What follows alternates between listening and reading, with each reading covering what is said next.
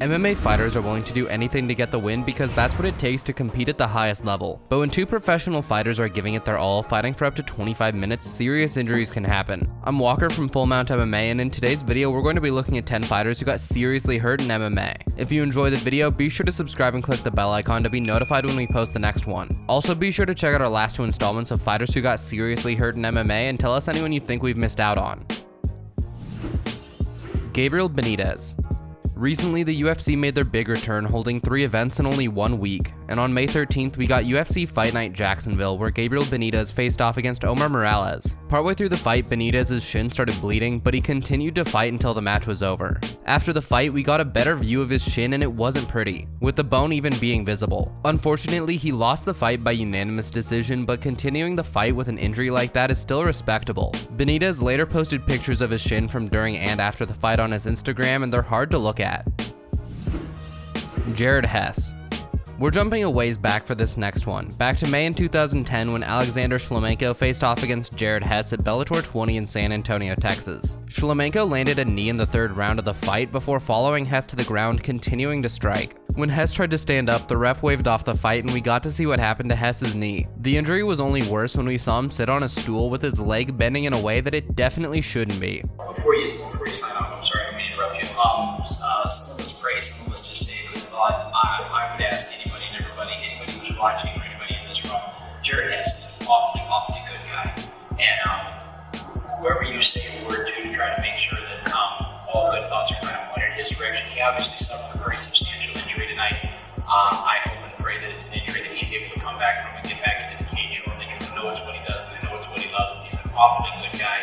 And so I would ask everybody to just think a good thought or say a short prayer for Jared Hess, because he's a good kid, and I wish him all the best. After a bad year in 2011, Hess would be let go of by the promotion and hasn't had a professional bout since then. Hofonix vs. Daniel Magical. Back in 2018, Hofonix faced off against Daniel Magical at FMMA 2, but the round didn't last that long. There was some back and forth while they were on their feet, but eventually Magical would throw a leg kick, and if you've watched our other injuries videos, you know that's where things go south. After the leg kick, he stepped back onto his leg and it crumpled beneath him. Hofonix continued to rush him as he fell back with his leg still crumpled there, but the ref immediately waved off the fight. The ref waving the fight off as quick as he did still didn't change how hard this injury is to watch. After the ref called the fight, you could see the medical staff rushed over and the fans were blown away by what just happened. Jack Colshaw. Jack Colshaw is an amateur MMA fighter from the UK who faced off against Zach Edwards at Almighty Fighting Championship 10 back in 2018. During the fight, Colshaw got a left hook, flooring Edwards before getting the TKO. But this injury didn't take place during the fight, it took place in the celebration. After his fight, Colshaw jumped up on the side of the cage, and when he jumped down is when the injury took place. Luckily, he didn't break anything, but doctors suspected that he blew his ACL in his right leg and twisted his kneecap. Ultimately, this led to him needing rehab on his right leg before he'd even be able to have rehab on his left leg as well. Doctors suspected that things like fighting and running were already taxing his knees, and the celebration was just the straw that broke the camel's back. Chris Cyborg. Back in July of 2019, Chris Cyborg faced off against Felicia Spencer at UFC 240 as the co-main event on the card. Spencer put up a good fight against Cyborg, taking the fight all the way to a decision, and giving Cyborg her first ever cut she's ever gotten in a fight, and it was one hell of a cut. The cut was deep enough that you could actually see Cyborg's skull. It's bad. I saw in the mirror, I opened, I can see my skull? Yeah, it's quite deep. Yeah, first stitches. Let me see. You got a headline. You know, my mom probably know about this cut. You know, it's in the fight. I never have a cut before. You know, it's first time. In the gym a little bit, but you know, in the fight, you just always have the first time. You know, the first thing I was thinking, first I don't want to stop the fight because the cut. And then I was saying, you know, I'm not gonna ask you, Jason, if it's the bad cut, because Jason the last time for Dos Anjos say it's no bad cut. And then it's a really bad cut, you know, but I just think about this, continue the fight, and I wanted the doctor to stop the fight. Craig Nino.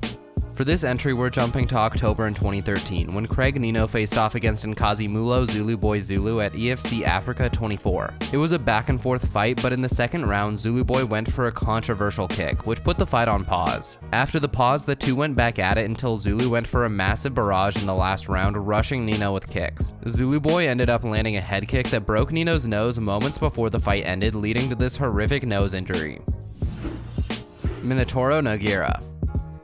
Back in 2011, Frank Mir went up against Minotauro Nogueira as the main event for UFC 140. Big Nog was a legend, holding titles in multiple promotions, but Mir managed to get a Kimura in the first round. The only problem was that Big Nog didn't tap, which ended up leading to his arm getting broken, needing screws and a plate. Big Nog didn't regret not tapping though, as he says in an interview with Ariel Helwani. Man, you know, the decision we take when we was fighting, I was thinking about the winning. I really thought I was going to escape from that submission. We escaped I rolled 1-2 times, and I was trying to move my shoulder in to pull my arm, and the same movement I did that way, he did the way back. And now I could save my shoulder, my elbow, my bonus in the middle. You know, the humero couldn't take the pressure, and now he pulled strong. And it was like two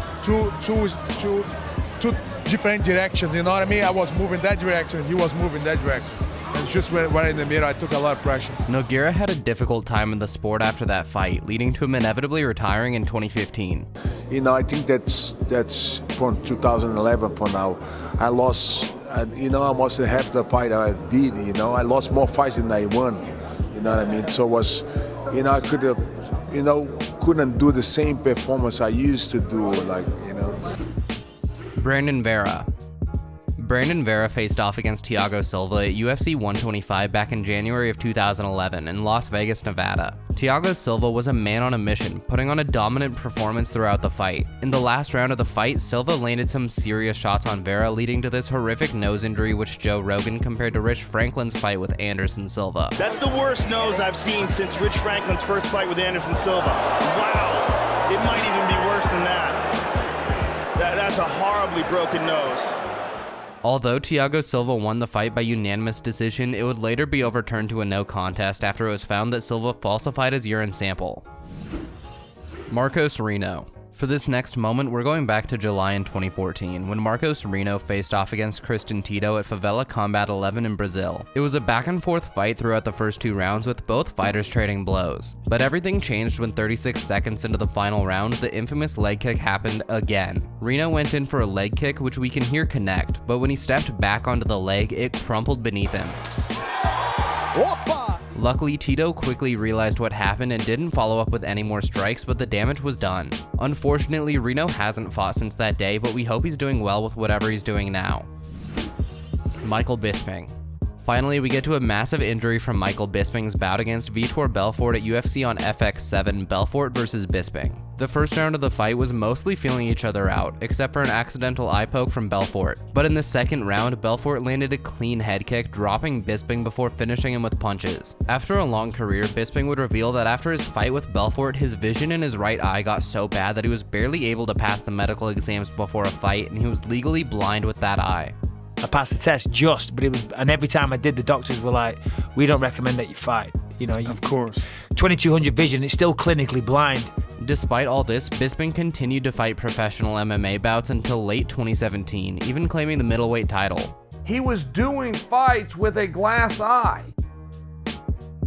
He was fighting and won a world championship with one eye. Bisping wound up retiring after his vision in his good eye started to go as well, but he's kept his career going now, commentating for the UFC and hosting his own podcast. Check this out. Look at this, baby boys. You know what I mean? You know what I'm saying? You know what I'm saying? That's why I used to wear sunglasses, baby boy. Hold on, let's put that back in. Holy shit. Boom. There we go. Ladies and gentlemen, welcome to the special. Look at that. That's just about gonna wrap it up for our list of 10 fighters who got seriously hurt in MMA. Thank you so much for watching. If you enjoyed the video, be sure to hit the like button down below. There is a lot of content we can't fit into these videos, so be sure to let us know anything that you'd like to see in a future one. Here's our favorite comments from our last installment of fighters who got seriously hurt in MMA. Checkmate said, my dreams of being an MMA fighter have just been lowered back down to MMA spectator. Jason Sapp said that first chick was looking like Roger from American Dad. Jerry Moon said the narrator sounds like he's describing a rough night bartending at Chili's. Nick Squires says those broken legs are hard to watch. And Luke said, when I see broken skulls, I sometimes think knees to the head should be illegal. And that's gonna wrap it up for the comments. If you want your comment to be featured in the next video, be sure to leave a comment on this one. Special thanks to Lucas for editing the video, and this is another one of the scripts written by me. Our links will be down in the description below. If you're wanting to watch more of our lists, be sure to check out either of these two videos, and subscribe to see when we post the next one. See you guys.